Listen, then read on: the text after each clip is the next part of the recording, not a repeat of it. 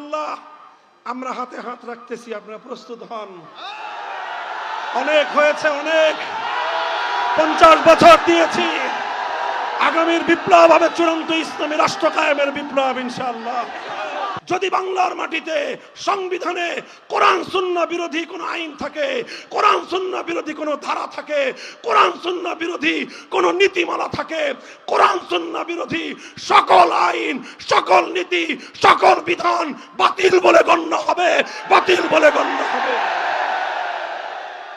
পূর্বপুরুষদের আমানত পবিত্র এই জনপদে আল্লাহর দ্বীনের কায়েম শাসন ব্যবস্থা, খেলাফতের শাসন ব্যবস্থা কায়েম করেই ছাড়বো ইনশাআল্লাহ। আমরা